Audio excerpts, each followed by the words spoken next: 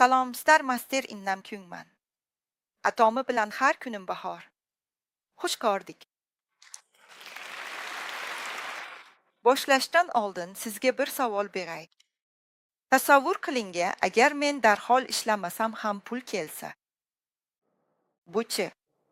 Men baxtliman. Sizga bu juda yoqadi, shunday emasmi? Ha, ishlayotganimda ham doim shunday fikrda bo'lardim. Hani endi hech kim yo'q joyga borib, shunchaki bir hafta dam olsam edi. Kimsasizga borib, bir oy erkin yashasam edi.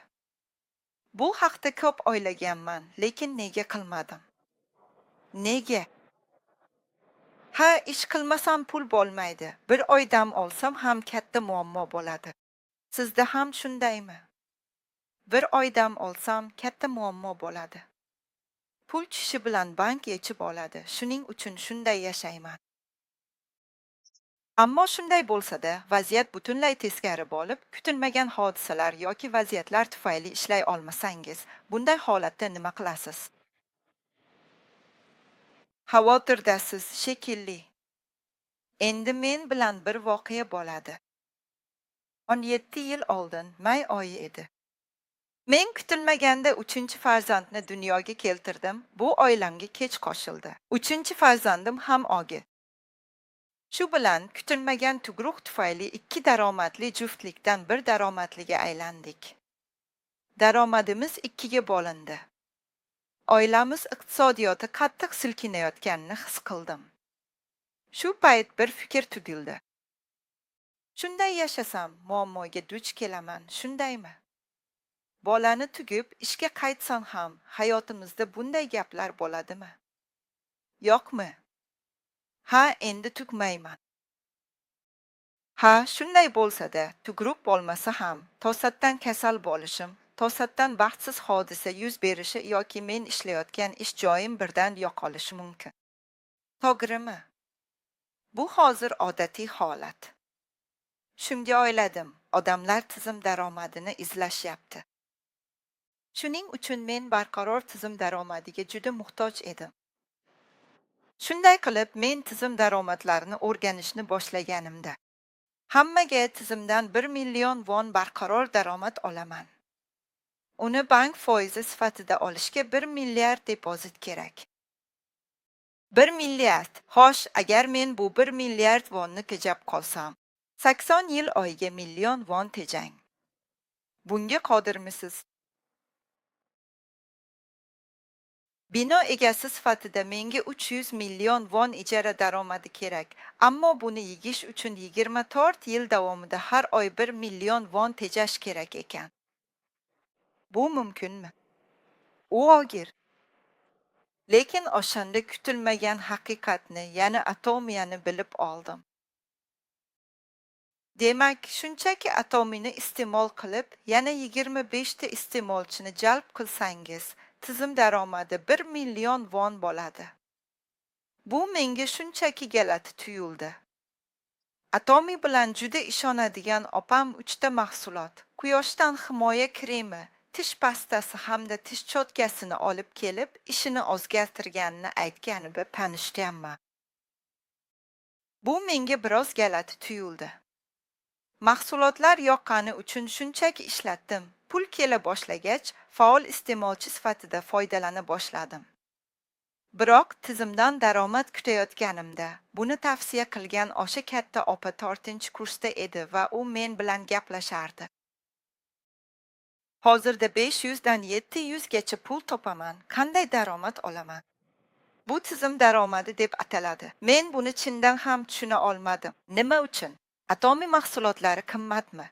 Yo'q, narxi juda yaxshi, bilasizmi? Shuncha pulga qancha narsa sotishim lozim? Juda qiziqqanman. Biroq bu savdo emas, gap sizdek iste'molchilarni yegish haqida. Ular tushunarsiz gaplar aytishardi. O'shanda qiziqib, bu tizim daromadimi va 25 kishi yetadimi deb buni o'rganishga qaror qildim. Qiziqmi? Mumkinmi? Xo'sh, hozir hal qilaman. Shu payt men bunga e'tibor qaratdim va bir fikrga keldim. Kompaniya va mahsulot yaxshi, agar mukofot rejasi ham ma'qul bo'lsa. lekin buni ozim qila olamanmi? Intihor etib bo'lmaydi, pul juda muhim. Pulni hamma yoqtiradi, shunday emasmi? Endi pul haqida gaplashamiz. Umid qilamanki, qalbingiz va quloqlaringizni ochib tinglaysiz. Doskaga yozib tushuntiraman. Atomi bu qonuniy tarmoq marketing kompaniyasi. Qonuniy tarmoq kompaniyalari komissiyalarini savdo hajmining 35% doirasida taqsimlashlari shart. Bu qonun bilan belgilangan. Shunday qilib, bizning kompaniyamiz 50% beradi. Bizning kompaniyamiz 60% chegirma beradi. Shunday kompaniya yaxshimi? Noqonuniy ehtiyot bo'ling, bu qonunga zid. Biroq 35% belgilangan bo'lsa-da, bu mablag' qanday taqsimlanishi kompaniyaning o'ziga bog'liq. Keling, atomiga nazar tashlaylik. Avvalo, atomi 2 qatorli binar tuzilishga ega. Bu nima? Siz shunchaki mendan 2 ta guruhni ko'paytirishingiz kerak. Nima uchun 2 qatorli ikkilik fayl? Atomiy tarmoq marketingida tajribali. Ba'zilar 3 ta, boshqalar 6 ta guruh ochadi. Sizcha 2 guruh osonroqmi? 3 guruh oson bo'ladimi? 2 guruh oson bo'ladimi? 6 guruh osonmi? Ikkitasi ham qiyin. 3-6 guruhni boshqarganlarga qoyil. Yangi tarmoq kompaniyalari nega binar tizimdan foydalanadi? Eng sodda bo'lgani uchun. Atomi binar tuzilmada ishlaydi. Faqat unga xos bir nechta kompensatsiya rejalari bor. Hozir shu xususiyatlarni tushuntiraman. Birinchidan, a'zolik va kirish to'lovi yo'q. Bepul ro'yxatdan o'tdingiz, shundaymi? Pullik a'zolar bormi? Yo'q. Hozir a'zolik hamma uchun bepul. Lekin kirish to'lovi shuni anglatadiki, bepul a'zo bo'lsangiz ham biznes uchun pul to'lash kerak. Sarmoya kiritishingiz kerak. Biznes boshlash uchun avval mahsulot sotib olasizmi? Yoki eng muhim asosiy mahsulotlarni olib sinab ko'rishingiz shart. Shunday qilib, ba'zi joylarda sizdan 10 minglab vonlardan 10 millionlab vongacha bo'lgan kirish to'lovini to'lashingiz kerak bo'ladi. Biroq atomida bunga o'xshash narsa yo'q. Xo'sh, bu genibning sherigi nima? Bu tavsiya bonusi deb ataladi. Tavsiyamga ko'ra, kimdir geni to'lovini to'lasa, ulush olaman. Atrofingizda bundaylar ko'pdir. Atomini eshitganmisiz? Atomi nima? Atomi puli tezda shunday hikoya eshitganmisiz? Bilasiz-ku, tarmoyim daromadli. 2-5 million to'lab 1 million oldingiz. Buni hamma ham anglamaydi. 2-5 million berib 1 million olish foydami? Bu daromad emas, lekin shunday deb o'ylaydiganlar juda ko'p. Ular sarmoya kirituvchilarni izlashadi, ammo bu uzoq davom etishi mumkin emas. Atomida tavsiya uchun mukofotlar umuman yo'q. Uchinchidan, saqlash majburiyati va muddatlar ham mavjud emas. Odatda daromad olish uchun ma'lum savdo hajmini saqlash shart bo'ladi, lekin atomida bunday talablar va cheklovlar umuman yo'q. Bu 3 ta narsa yo'qligi uchun atomi qanday biznes? Bu shartlarsiz mutlaqo ochiq biznes. Shuning uchun men ham, hamma ham buni qila oladi va boshqalarga tavsiya etaman, chunki hech qanday shart yo'q. Lekin boshqa kompaniyalar nega shart qo'yadi? Nega majburiy shartlar bor? Chunki savdo hajmi orqali kompaniya ishlaydi va a'zolarga mukofot beriladi. Atomi uchun bu muhim emasmi? Savdo bo'lmasa ham bo'laveradimi? Unda nega Atomi bunday shartlarni qo'ymagan? Rais gapiradi. U buni ma'ruzasida ta'kidladi. Men uchun texnik shartlar yoki muddatlar yo'qligi pichoq ostida ishlashdek gap. Agar mahsulot yaxshi bo'lmasa, sotilmasa yoki savdo yetarli bo'lmasa, kompaniya yasholmaydi. Atomiy mahsulotlari mutlaq sifat, mutlaq narx shiori bilan ishlab chiqarilgan. To'g'ri foydalanilsa tugasa ham arzon tushadi. Mahsulot tugasa, odamlar o'zlari xohlab yana sotib olishadi. Shuning uchun aslida bunday shartlar bo'lmasa ham savdo yaxshi o'sadi. Bu esa atomiy mahsulotlarning sifatini yana bir bor tasdiqlaydi. Keyingi 4-jihat esa cheksiz. Atomiy men uchun tarmoq marketingidagi birinchi tajriba. Boshqa joylarda cheklovlar borligini bilasizmi? Ya'ni 10-bosqichgacha 100%, 20-bosqichgacha esa 50% tan olinishini aytishadi. 30-bosqichgacha 20% tan olinadi, pastini esa rad etishadi. Bunday shartlarda buni uddalay olmasdim. Chunki men juda oddiy odamman. Men uzoq vaqt golfda operatsion menejer bo'lganman. Xodimlarim ko'p, ammo tanishlarim yo'q edi. Men savdodan yiroq, aloqalari yo'q juda oddiy odamman. Sizdachi? Hammangiz mendan biroz farq qilyapsizmi? Avvalgi ta'tilimda qizil kiyim kiygan bir odam bilan uchrashdim. Kelganmish. Rostmi? Tanishsiz ham eplaysiz. Shuni so'rashdi. Haqsan. Bugun tekshir. Begona edim, lekin 7 yildir shu biznesdaman. Ishim davomida yaxshi odamlar uchradi. Tasodifan mustat yetishtiruvchi bilan tanishib, savdo yo'li qidiryapman. Azamalga yuklab ulandik, lekin bu hamma narsani qabul qilamiz degani emas. Lekin bu juda mazali edi. Shirinligi yaxshi edi, shuning uchun u yerda ko'rindi va biznes sherigimga aylandi. U yolg'iz emas, bir guruh odamlar bilan keldi. Lekin qaysi avloddanligiga hayron bo'ldim. Bilmadim, aytish qiyin. Pastda dayjonlik bir kishi bor, bugun ham mijozlar bilan keldi. U ilgari katta biznesda boyib ketgan ekan. Shunday odam qanday qilib tanishlari ham yo'q men tomonga kelib qoldi. Xo'sh, u qaysi avloddan deb o'ylaysiz? Bilmadim, bilishingiz shart emas. Nima uchun? Buning sababi atomiya cheksiz darajadir. Lekin bu cheksiz bosqich. Bundan ham ajablanarlisi shundaki, u butun dunyoda tan olingan. Global yagona marketing. Cheksiz bosqichlar. Mening guruhim ostida. AQSh, Kanada, Avstraliya, Mo'g'uliston, Xitoy.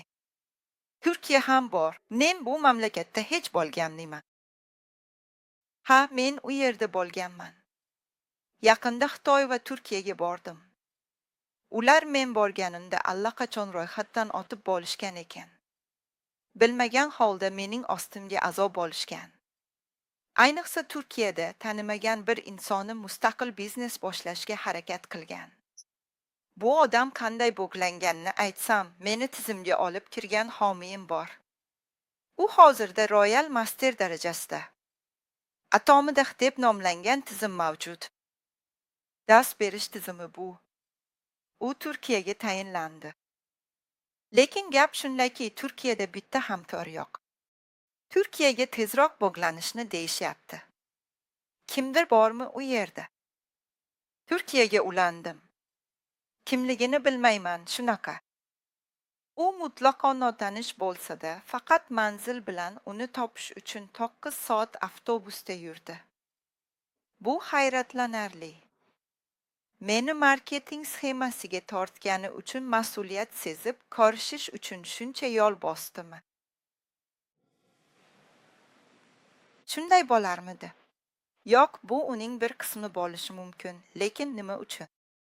Bu odam uchun ham nima?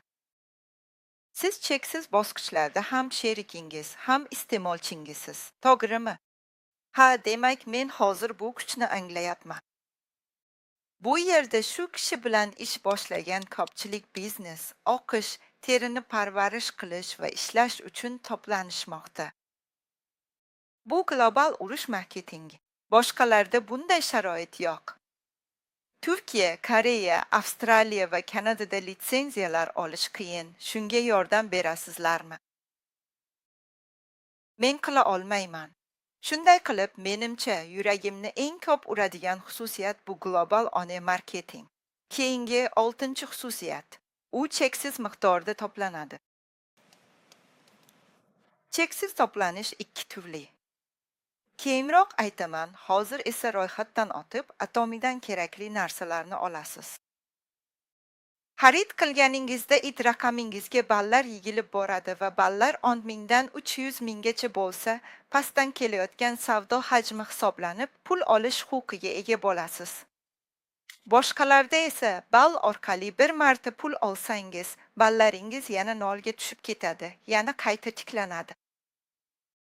Shuning uchun oz kodim orqali xarid qilishim kerak bo'ladi. Bu saqlash shartlariga o'xshaydi. Atomida esa oz kodim orqali yigilgan pul ballari umrbod to'planadi va hech qachon yo'qolmaydi. Mana shu joygacha eshitsam, nima bu kompaniya galati-ku, sizga ham juda galati tuyulmayaptimi? Tan olasiz, shundaymi? Ularni kutsa kompaniya qanday yashaydi? Shartlar yo'q, firibmi bu? Shunday o'ylagandim, lekin oxiri tushundim. 7-xususiyat nima? Ha, bu yuqori chegara. Sababi tarmoqli marketingni yomon ko'rardim. Yoqtiradiganlar bormi? Buning sababi bor. Ikki sabab yoqmadi. Mahsulot yaxshi, lekin qimmat. Qimmat narsa olishga undashlari yoqmadi. Biroq men qiziqmadim, chunki bu haqda boshqa hech kimga aytishga ishonchim yo'q edi. Ikkinchi aybi 4-bosqichda ham shu so'z. Bu nima? 4-bosqich haqida o'ylaydigan yagona odam menmanmi? Piramida. Aytganimday, daromadning 35%ni komissiya beramiz. Boshqa yerda qanday bo'shatasiz? Bu piramida. Ha, qanday qilib? Ilk boshlovchi hamma qismni oladi. Yangi kelganlar esa pulni bo'lishadi. Foyda beradimi? Pul yo'q, to'g'rimi? Yangi boshlovchilar, chumolilar pul topolmaydi. Lekin siz ham shunday bo'lishingiz mumkin deyishadi. Siz ham shunday bo'lishingiz mumkin deyishadi. Lekin bu imkonsiz. Shuning uchun odamlar tinmay harakat qilib, baribir tashlab ketishadi. Bunday tarmoqlarning chegarasi bor. Menga atomida yuqori chegaraning borligi yoqadi. Ma'lum balldan keyin ortiga hisoblanmaydi. Bu qismi tizimga aniq kiritilgan. Bu boshlang'ich bosqichdagi biznes egalariga tezda daromad olish imkonini berdi va oylik limitga yetganingizdan so'ng ishlashni to'xtatib, chinakam nafaqaga chiqishingiz mumkin bo'lgan sharoitlar mavjud. Lekin bu limit nima? Bu oyiga 100 million won degani. Buni eshitib gazabim qaynab ketdi.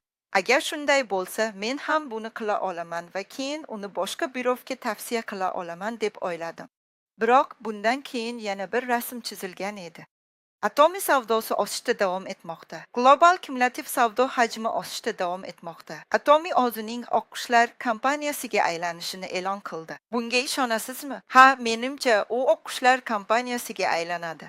Keyin baribir bu pirog kattalashadi. Pirog kattalashgan sari bu tuzilishga nima bo'ladi? Yuqoriga bu cheksizlik. Birinchi bo'lib boshlagan odam ko'proq pul olishda davom etadi. Strukturaviy jihatdan shunchaki pirog kattalashgani uchun pastdagi odam ko'proq pul olishi mumkin emas. Lekin agar bu pirog olsa, atomga nima bo'ladi? Buni shunday tasavvur qilaman. Menimcha oyiga 1, 2, 10 va hatto 100 million won topadiganlar bilan birga yangi biznes egalari ham ko'payadi. Shunday fikr bor edi. Buni juda o'rinli deb o'yladim. Sizlarga qanday tuyulyapti? Buni eshitib qaror qildimki, men ham shu biznesga kirib ko'raman.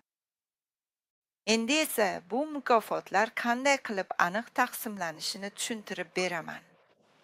Avval aytganimdek, kompaniya daromadining necha foizi? Biz 35 ni komissiya qilib ajratamiz va ball qiymati bilan qo'shilsa, u qariyb 70 bo'ladi. Mahsulot sotib olayotganda yonida ball qiymati ko'rsatiladi. Biz bundan komissiya taqsimlashda foydalanamiz va komissiya turi 3 ta. Birinchisi homiylik nafaqasi. Ikkinchisi darajaga erishgandagi unvon nafaqasi. Uchinchisi markaz rahbarlariga o'quv imtiyozlari va lavozim ko'tarilishi bor. Biroq bu uchtasi orasida bugun men homiylik nafaqasi va martaba nafaqasiga biroz ko'proq e'tibor qaratmoqchiman.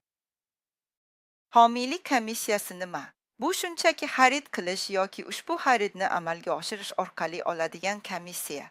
Xo'sh, nafaqaning necha foizi taqsimlanadi? 22% pul bilan u 44% ni tashkil qiladi. Unvon nafaqasiga kelsak, agar men kabi mustaqil guruh tuzsangiz, jamoa shakllanadi. Guruhimni ostirsam, unvon nafaqasi shudir. Bu necha foiz bo'ladi? 10%, pul bo'yicha esa 20%. Qolgan qismi ta'lim nafaqasi sifatida 3 va 6% ajratiladi. Shunday qilib, bu foizlar taqsimlanadi. Qanday qilib taqsimlanadi? Endi men azob oldim. Oldin aytganimdek tanish bilishim yo'q edi, haqiqatan ham yo'q edi. Qanday qilib azob oldim? Menda 4 ta do'stim bor edi. Do'st 1, do'st 2, do'st 3 va do'st 4. Chap tomonda shunday ketma-ketlikda azob olishdi. Azob olish uchun to'lov ham, kirish puli ham yo'q, shuning uchun hammasi azob oldi. Keyin o'ng tomonda kimni azob qildim? 2 nafar qaynoyam, 1 nafar kelinoyim va 3-chi bo'lib kursdoshimni azob qildim. Mana shu oxiri. 4 muvozanatli. Muvozanatli hayot uchun 4 kishini ro'yxatdan o'tkazdim. Atigi 4 kishi bilan hozirda liderlar klubi va yulduzli ustaman. Hamma jasur bo'ling. Shunday qilib men ro'yxatdan o'tdim va endi ball to'pladim. Kosmetika qalay ekan? Zo'rmi? Kosmetikani yaxshi ko'rganim uchun o'zim sotib olib, do'stlarimga ham tavsiya qilaman. 4 nafar do'stim bor va ularning hammasi xarid qilishadi. Bu tizim cheksiz yigiladigan bo'lib, juda qiziqarli ishlaydi. Masalan, 4-chi do'stim 100 ming ballik mahsulot olsa, bu ballar 3-chi, 2-chi, 1-chi do'stlarim va menga to'liq yetib keladi. 3-chi do'stimning ballari ham zanjir bo'ylab yuqoriga uzatiladi. Aslida bu ballarning barchasi menga va hatto mening homiylarimga ham to'liqligicha o'tadi. 100% shu tarzda bu ballar ma'lum bir qoidaga ko'ra taqsimlanadi. Shuning uchun endi bu do'stlarim shunday tarzda tizimga qo'shiladi. Endi men sizlarga bu qoidani tushuntirib beraman. Men qo'shilganimda esa 2 ta alohida guruh shakllantirib beriladi. Dastlab unchalik ko'p bo'lmaydi. Keyin 100 ming, 50 ming va yana 20 ming tip yigilib boradi. Shunda do'stlarimga ham tavsiya berib, bu joyni bemalol tanishtira olamanmi? Men ro'yxatdan o'tib, aynan shu biznes bilan shug'ullanishni boshladim. O'shandan beri qaror qildim. Biz baribir ishlatadigan kundalik mahsulotlarni sotamiz-ku. Soch yuvadigan kimni ko'rsam, hammasiga aytdim. Bu yerda tish yuvmaydigan odam bormi? Yo'q-ku, to'g'rimi? Yana ko'zi, burni va og'zi bor har bir odamga albatta gapirdim. Doim gapiraverganimdan keyin bir kunidangi marketda bir odamni uchratib qoldim. O'sha paytlari tanishlarim yo'q edi. Shuning uchun odamlar bilan uchrashishning har qanday yo'lidan foydalanardim. U yerda tanishgan odamim menda juda yaxshi taassurot qoldirdi. O'sha kuni u o'zining shaxsiy ustaxonasini ochishga tayyorgarlik ko'rayotgan ekan. Buni eshitib biroz hafsalamiz pir bo'ldi, lekin u menga qarab, baribir buni qilaman deb aytdi. Hozircha bu odamga sotadigan yoki tavsiya qiladigan hech narsam yo'q. Shunday qilib, uni qondirishga harakat qilishga qaror qildim. Bir kuni tushuntirishimni eshitgach, u to'satdan rozi bo'ldi. Nega deb so'rasam, mahsulot ancha arzonroq ekanligini aytdi. Avvalgisini sotganman, buni ham sota olaman deb aytdi. Shu gapdan so'ng u, "Xo'jayin, ro'yxatni yozing" dedi. Men yozdim. Lekin ro'yxat boshida turganlar sonini bilasizmi? 300 kishi chiqdi. Mening bitta aloqam yo'q edi, lekin bu 300 kishilik ro'yxat kimning? Bu meniki. To'g'rimi? Va bu odam orqali 60 yoshlardagi yana bir ayol paydo bo'ldi. Bir kuni u seminarda, "Men ham himohimni ichib ko'rmoqchiman" dedi. Bir oy astoydil ichgach, biznes qilishga qaror qildi. Shundan so'ng do'stlari va kasal tanishlariga mahsulot yetkazib bera boshladi. Bu odamning o'ziga xos jihati bor, u faqat bitta emas, balki bir nechta to'plam qilib yetkazadi. Qanday qilib? Haymoyim noni qo'llagan uchun uni Setbari xonim atadim. Sotolmasam ham u taburon. Sotgan pularchi. Meniki bo'ladi. Qiziqa. Ular hozirgacha men bilan astoydil ishlayotgan direktorlarimdir. Ha. Shu odamlar tufayli bir kun mening ko'tarila boshladi. 300 ming petabaytni bilasiz, shundaymi? U bo'lsa nima bo'ladi? 60 minglikmi kim oldi? 300 ming bo'lsa kompaniya ball beradi. Nechta? 15 ballga ko'paytir. Nima? Shunday deb o'ylang. Bugun komissiyachilarning ballari o'sha kungi savdo pulining 70% ni tashkil etadi. Ular bo'linib, narxi har kuni aniqlanadi. Miqdorga ko'paytirilar. Narxi 4000 voncha, lekin o'zgaruvchan. Agar bu 30 bo'linishni oyiga 1-2 marta, keyin haftasiga 1-2 marta va nihoyat har kuni o'zgartirsam, shunday bo'ladimi? Ba'zilaringiz buni tushunyapsiz, shundaymi? Jasur bo'ling. Sizga mos keladigan kun albatta keladi. Bunday odamlar guruhimga qo'shilgach, savdolarim o'sishda davom etyapti. Keyin 300 ming puldan oshadigan kun keladi. Keyingi bosqich 70-70. Bunda siz 30 ball olasiz va son 150 chegarasi keladi. Rahmat. Unga 60, keyin 90 va 240 dan 240 gacha ball beradi. Keyin u 600 dan 600 gacha, ya'ni u 150 ball bo'ladi. Keyingisi 2000 yillar.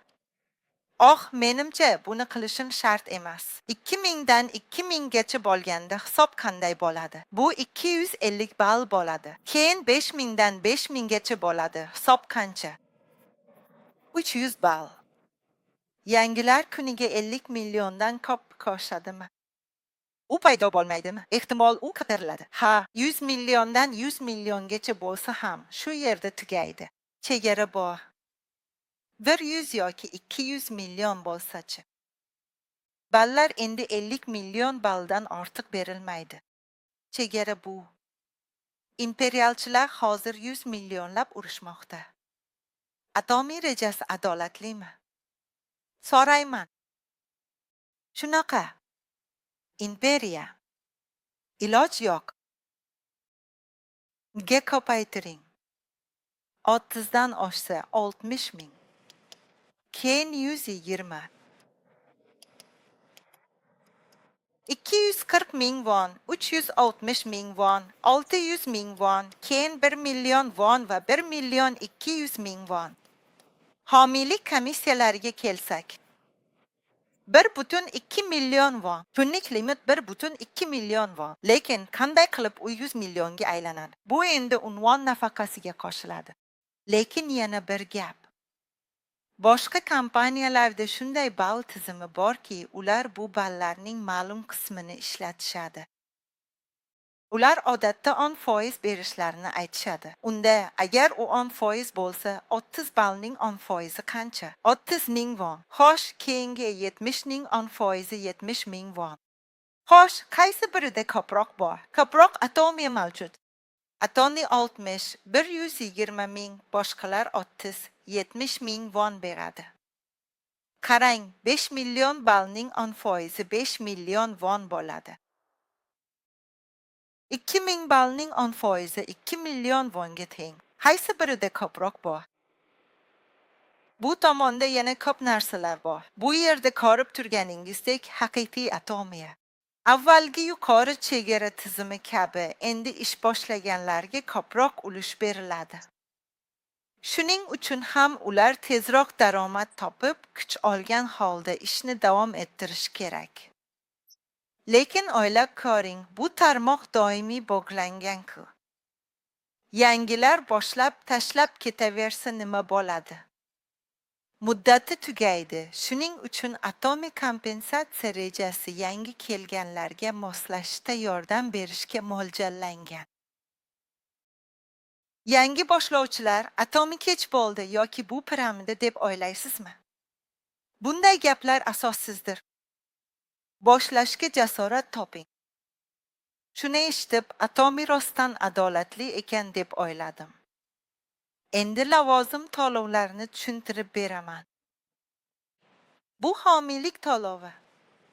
Atomida 7 daraja mavjud.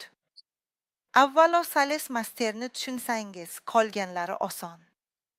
Sales master juda muhim. Atomida, xo'sh, bu Sales master qanday bo'ladi? Mendan boshlab pastdan yuqoriga chiqadigan barcha 2 million 500 ming yoki undan ko'p bo'lsa, men Sales master lavozimiga erishgan bo'laman. Buni qanday qilish mumkin? 1 sanasidan 15 sanasigacha, 16 sanasidan oyning oxirigacha bir oyda 2 marta harakat qilib ko'rish mumkin. Xo'sh, 2 million 500 ming pul 2 million 500 ming pulga erishilsa nima bo'ladi? Avval aytganimizdek 300 ming pul uchun 60 ming so'm beriladi. Bu 8 marta takrorlansa, jami homiylik to'lovi taxminan 480 ming so'mni tashkil etadi. Sales master darajasida esa qo'shimcha lavozim bonus ham qo'shiladi. Unvon uchun qo'shimcha nafaqa taxminan 450 ming wonni tashkil qiladi. Shunday qilib, jami har 15 kunda taxminan 900 ming won miqdorida nafaqa olishingiz mumkin. Agar men bunga 2 marta birinchi va ikkinchi yarmida erishsam, oyiga qancha bo'ladi? Daromad 1,8 dan 2 milliongacha bu savdo ustasi. Savdo ustozini doim bajaradigan odamlarni nima deb ataymiz? Men avtomobil savdosi bilan shug'ullanuvchi kompaniyaman. Avtomobil sotuvchisi birinchi bo'lsa, muvaffaqiyat necha foiz? 80 bo'ldi. Mashina sotish osonmi? Qiyinmi? Har oy 2 marta 250 dan. Bu oson bo'ladimi? To'g'risi boshida ancha qiynaldim. Bu qiyin edi, lekin otib olgach hammasi osonlashdi. Sizga oson yo'lini aytay. Avvalo supermarketdagi hamma narsani atomiga almashtirasiz. Kosmetika, vitaminlar, yuvish vositalari, bularni allaqachon qildingiz, shundaymi? Faqat atomidan xarid qilaman deydiganlarga kelsak, rostdanmi? Aslida ko'p yemaysiz-ku. Lekin hozir qanday savdo markazi ochildi? Bu Azamo. Azamalning mol go'shti, tuxumi va guruchi menga juda yoqadi. Bu juda mazali. Azamaldagi azakida mol go'shti arzon va mazali, barcha xaridlarimni shu yerdan qilaman. U yerda ham fikrlar bor. Shu bois barchasini jamlab atomiy marketiga o'tkazganimizda 4 kishilik oila uchun buni kuratsiya ilovasi deb iste'molchilarning oylik xarajatlarini so'rab o'rgandik. Qancha sarflaysiz? Bu taxminan 300 ming pul. Atomiga o'tsangiz, aytganimdek daromad olish uchun qancha odam kerak? 1 million won. 25 kishi kerak dedim, shundaymi? 300 ming fotovoltaik bo'lsa, har ikki tomonga 8 tadan odam kerak bo'ladi. 1, 2, 3, 4, 5, 6, 7, 8. Demak, 8 kishi, 8 kishi. Har qismda 8 tadan 16 kishi kerak, lekin ishlatmasligi mumkin, to'g'rimi? Xo'sh, taxminan qancha odam? 25 kishiga dilersiz. 2000. Jami 50 ta. Aytgandim-ku. 25 kishini ishga olsangiz 1 million won daromad olasiz, to'g'rimi? 25 kishini olish osonmi yoki qiyin? Osonmi yoki qiyin bilmadim. Lekin o'ylab ko'ring. Masalan, bir kishi 30 ishlatadi. Yolg'iz qilish qiyin, tanishlar ham yo'q.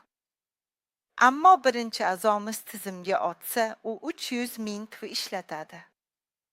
U mamnun bo'lib bittadan odam qo'shadi. Zanjir davom etaveradi. Har biridan yangi odamlar chiqadi. Imkoniyat bormi yoki yo'qmi? Imkoniyat bor, to'g'rimi? Ha, shunday qilib 25 kishi bo'lsa-chi, yolg'iz davom etish qiyin, lekin tanishtirish kerak. Sotish shart emas, shunchaki atomiga o'ting. Nega? Chunki mahsulotlar sifatli, arzon va pul to'laydi. Buni tushuntirsangiz, hamma o'zgarishi aniq. O'zgarmaslikka sabab yo'q, shunday emasmi? Buni yetkazish bizning vazifamiz. Bir kishi qoniqsa, tavsiyalar ko'payadi.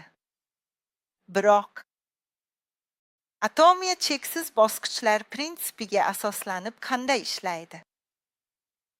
Mendan chapga cheksiz, o'ngga cheksiz, pastga cheksiz va bu yergacha cheksiz. Xo'sh, 300 ming kishi qayerdan paydo bo'lishidan qat'i nazar, agar men o'zim kabi foydalanadigan atigi 25 iste'molchini yaratsam, biror narsa yuz berishi aniqmi? Bu avtosalonga foydali. Hamday ekan, hammasi joyida, to'g'rimi? Buni uddalay olasizmi? Ha, kelasi oy avtomobil sotuvchisini reklama qilish marosimida barchangizni ko'raman. Qanday bo'lmasin, tizim daromadini shu tarzda olish mumkin. Keyin, agar siz savdo ustasini tushunsangiz, keyingi bosqich oson. Savdo ustasi darajasining 7 ta darajasi mavjud. Keyingisi nima? Men savdo, olmos, Sharon Rose, yulduz, qirollik va imperator ustasi darajalarini tushuntirdim. Keyingi bosqichga o'tish uchun har tomonda o'zingiz bilan bir xil darajadagi 2 kishini tayyorlashingiz kerak. Masalan, 2 savdo ustasini o'qitsangiz, olmos ustasi bo'lasiz. 2 Sharon Rose ustasini tayyorlasangiz, keyingi darajaga chiqasiz. Shunday qilib, har 2 tomonda 2 kishini o'stirsangiz, darajangiz oshadi. Yuqorida aytganimdek daraja imtiyozi 10% tashkil etadi. Televizorda 20% qanday taqsimlanishini endi men sizga tushuntirib beraman. Demak, savdo ustasiga 10% ni to'g'ridan to'g'ri ajratib beramiz. Daraja imtiyozining yarmi har doim savdo ustasiga tegishli, bunga hech kim aralasha olmaydi. Keyin esa qanday bo'ladi? Olmos ustasidan imperatorgacha 5%, Sharon Rose'dan imperatorgacha 2%, yulduzdan shu yerga qadar 1.12%, qirollik ustasidan shu yerga qadar 1%. Chiroq ustasidan imperatorgacha 0.5%, imperator ustasi uchun esa 0.3%. 20% ichida savdo ustasi darajasiga boshqa daraja aralasha olmaydi. Uni faqat savdo ustalarigina oladi. Keyingi imtiyozlar esa umumiy tarzda bo'linadi. Bu yerda ham boshlang'ich tadbirkorlarga gamxo'rlik qilinayotganini his qilishingiz mumkin, to'g'rimi? Ha, atomi juda ham zo'r emasmi? Yangi boshlaganlar to'xtab qolmasligi uchun tuzilgan mukofot rejasi meni hayratda qoldirdi. Qiyinchiliklarga qaramay, astoydil harakat qilib shu darajaga yetdim. Bu yerda nafaqat lavozim haqi, balki promotionlar ham bor. Sales Masterga asosiy mahsulotlar, Diamond Masterga 1000 won, Sharon Rose Masterga 2000 won, Star Masterga 10,000 won beriladi. Royal Masterga 50,000 won, Tron Masterga esa undan ham ko'p mukofot beriladi. Chamadonga 300 million won naqd pul soling. Unda imperator ustasining 1 milliard ekanligini qayerdan bilasiz? Ha, 1 milliard wondan tashqari, hatto martaba bo'yicha sayohat reklama aksiyalari ham mavjud.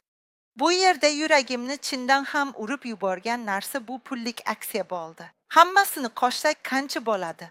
1363 milliard won. Sizningcha men bundan qanchasini oldim? 13 million oldim. 145 million pirkayapman. Yuragim shu qadar qattiq urayaptiki. Aytgancha, qachon imperialga borasizlar? Bu necha yil davom etadi? U yerga tezda yetib borish uchun necha yil kerak bo'ladi? Ha, 10 yilmi? Rostdanmi? 5 yilmi? Haqiqatan ham. Men bu ikki insonni albatta eslayman. 5 yil 10 yildan keyin 363 mardning oylik tejami qancha? Aytishcha 11 million. 10 yilda borish qiyin. 10 yilda boraman degandim. 7 yil bo'ldi. Qachon boraman? Orzu bor, bir kun borasiz. 15 yilda yoqmasmi? Yaxshi-ku, 15 yilda borsak. Bu degani oyga 750 ming won jamg'arayotgan bo'lasiz.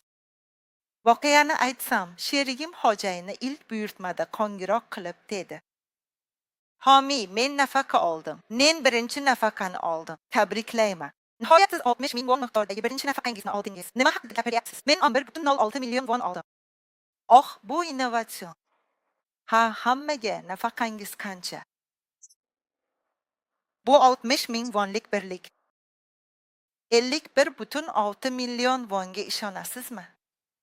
Ishonsangiz, bu albatta sodir bo'ladi. Nafaqangiz qiymati oddiy 60 ming won emas, balki lavozim nafaqasi bilan 1 milliard 363 million wonlik kod ekanini o'ylab ko'ring. Mana, qisqacha tanishtirdim. Qanday fikrdasiz? Yoqdimi? Raqamlarni tushunmadingiz-a? Sizlar zo'r. Yillab tushunmadim. Bu kompensatsiya rejasini eshitganimdayoq bir fikr tugildi. O'yladim, bu men kabi oddiy odam ham tavakkalsiz sinasi bo'ladigan biznes bo'lsa kerak. Bunga amin edim. Shu bois qaror qildim. Sizda ham shunday hissiyot bormi? Ha, unda menimcha bugungi ma'ruza bilan yaxshi ish qildim. Men ushbu ma'ruzani atomiya orqali kelajagingizning har bir kuni yorqin, tashvishsiz bo'lishini tilab yakunlayman. Bu yulduzli urushlar filmi innam kun edi. Rahmat.